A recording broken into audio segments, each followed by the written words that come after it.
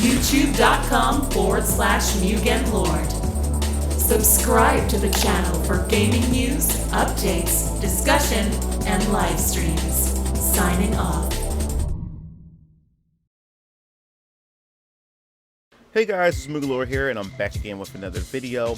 And today I wanted to just talk a bit about Code Vein. If you don't know, the game will be released this Friday on the 27th, and a demo was released for the game. So I figured that, hey, why not give the demo a try, give you my first impressions, and whether or not that, is a possibility you may like it and may want to purchase the game on Friday. Now, just to give you a brief history about Code Vein. Code Vein is pretty much a game developed by Bandai Namco. It's pretty much similar to what we have from the Souls game, which has also been published by Bandai Namco as well.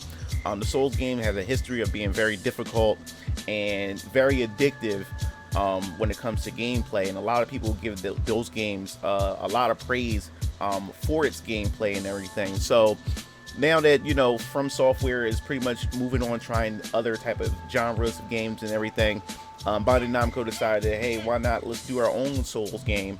And this one is pretty much more anime inspired as far as visuals is concerned, and pretty much they came up with Code Vein. Now, there's been a lot of, I guess you could say, controversy around Code Vein, for the simple fact is that the game always, they revealed the game, they showed the game off in its gameplay, and then eventually we keep getting the release date of the game, and then as we get closer to the release date, they keep pushing they keep delaying the game. So people are pretty much wondering if the game has a lot of issues, a lot of problems and stuff. And I always say that I'd rather have a delayed game, than to have a pretty much a rush game and the game suck. I'd rather have a delayed game and it's polished and everything. So that was the case with that, and then they released a closed beta of the game. A lot of people tried it. So now that we have we have a demo, pretty much like an open beta for you to try out the game yourself. So I figured that let's do this. Let's just dive right into it. So just to give you my opinions of the game, I guess you could say this is kind of like my first Souls game, I guess you can say, even though I played like Demon Souls and Dark Souls on the back on the PS3 and everything, but I haven't really got deeply involved with the game, especially during the time when the game came out. I was in college and everything, and I never bothered to really invest my time into the game, into that series at all at that point. So I was like, you know what, I figured let me dive into Code Vein. And plus what draws me in is the visual and the art style. It's anime inspired, so that's another way to pull me in compared to how the Demon Souls had that medieval or like Bloodborne has that Victorian art style, which I'm not really that much into. But because of the anime style, it kind of like draw me into it, at least give the game a try. So when you start the game, you pretty much can create your own character. Of course, you have your own avatar and everything. And I try to, when it comes to character creation, when it comes to role-playing games or any kind of game that you allow you to create your own character, Mugenlord would sit there for hours trying to figure out, trying to get my character to closely resemble me as much as possible. And of course, when I'm playing role-playing games, Melchizedek has to be the character name. Now you have two names. You have your regular name, and then you have your code name. Your code name is the name that you use on multiplayer and everything. So regular name I put Zalis, and then code name I put Melchizedek and everything. So as far as the character creation is concerned, I think the character creation is pretty, as far as selections and what you can do with the character and everything, I think it's pretty robust. You have different hairstyles you can choose from. You can also put accessories on your character and different forms of gas masks in order to protect you from the miasma and everything when you get to those miasma filled areas and stuff like that. You also can put scars, change the different eye colors and everything, and even I love when you have the color palettes where you can adjust the colors and stuff like that the way that you want to adjust the colors. So I think that's pretty cool. So I spent about a good 20 minutes into the character creation and everything. So you see the character. I think I got the character at least close enough to resemble me in some way. So the game pretty much start, you just wake up, you lost, I guess you could have you have amnesia, so you don't remember who you are, and you have this young girl pretty much with you who pretty much don't know who she is, but she knows that she's been destined or sent to follow you and protect you and everything. So that's how pretty much the story picks up, how the game works. But they also, before you dive into the combat and everything, they do give you a tutorial how the game plays, and then that's what we definitely going to get into. I don't want to get too much into the story, let you guys pretty much dive into that yourself.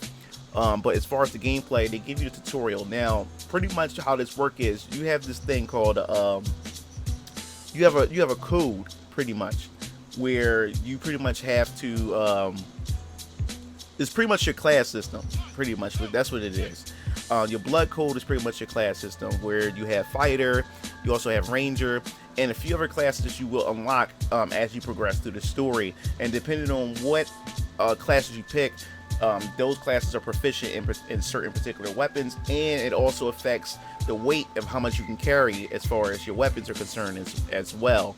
And then, of course, each class also, or blood code, aka class, also have its own set of abilities called gifts, which you can also learn as well as you gain experience points, and then you can adjust them and you can put them on your button loadout, your macros and everything. So you hold the R1 button, and then you press triangle, square, or X, or even the circle button in order to perform it, and then you have a stamina meter. So everything is based on stamina.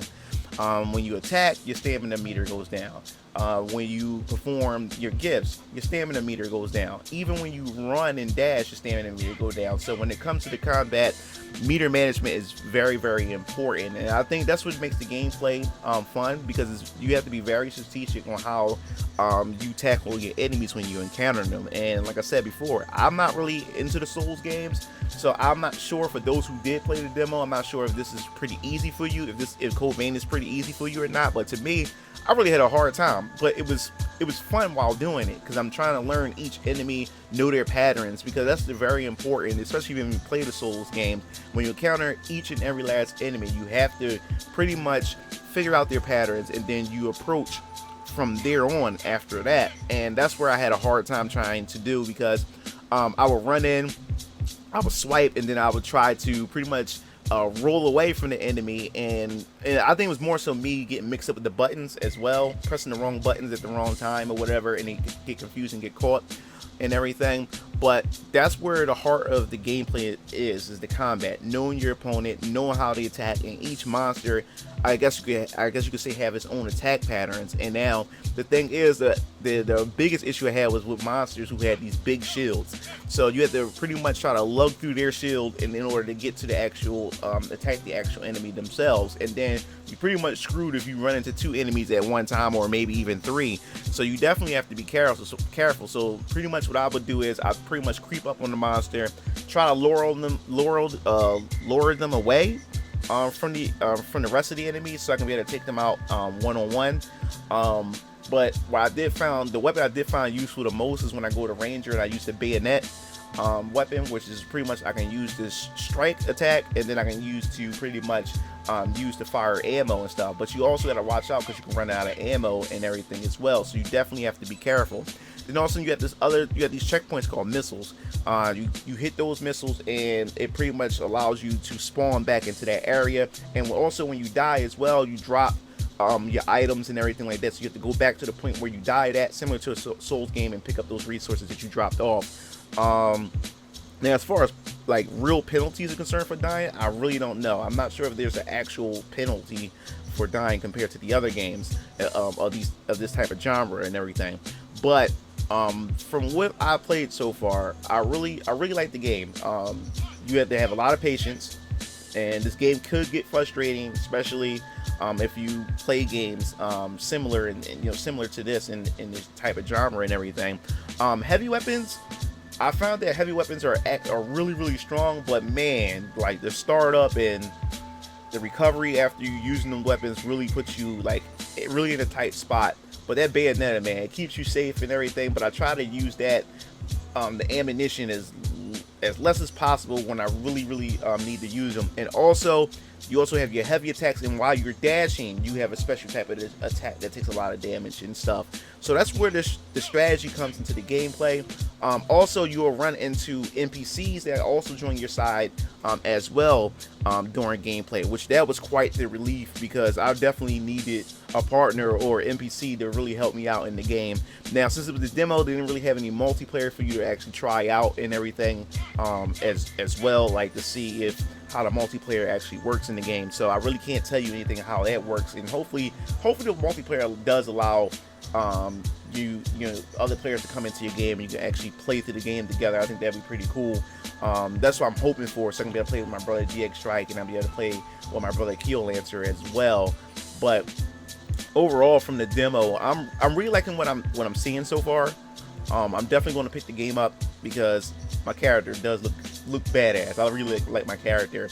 But at the end of the demo, you will run into this pretty much this hub world, or this hub base of operations, where you can buy items, you can upgrade items, you can even practice your different I guess you could say blood codes and gifts and everything on like the punching bags that they have there, so you can check out your loadout for your character and everything like that. And people already who already have their hands on the game is already posting up broken loadouts for their character and stuff, which I think is pretty cool. And like, I can't wait to see what videos that other people will post showing off what loadouts they have with their characters and stuff, and tips and tutorials and guides to how to make your own character just as OP. So the sky's the limit as far as character customization is concerned. But overall, that's pretty much it for Code Vein. I don't want to give away the story because I think the story is also interesting as well. And it seems like that's what makes these games stands out a bit more from the other, because the Souls games is more so Souls game focused more on gameplay than it actually has heavy emphasis on story.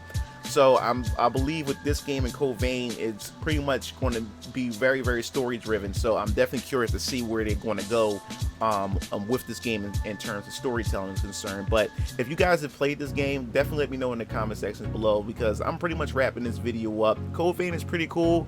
If you've been sitting on the shelf and debating and wondering if you should pick the game up or not, I advise you go try out the demo and see if this game is to your liking, and then if you like it, I suggest you go pick it up. So that wraps it up. If you like this video, make sure you subscribe, and if you want to see me upload any Code Vein related videos or gameplay or loadouts of my character or anything like that, also let me know in the comment section below. And also, if you want more information on Code Vein, hit the bell to be notified. This is Mugen Lord signing off. See you Game Fiends later. Peace out. It looks like you reached the end of the video. Well, while you're at it, check out some of my other discussion videos by clicking on the annotations below, and don't forget to follow me on other social media platforms to stay up to date with future content. Signing off.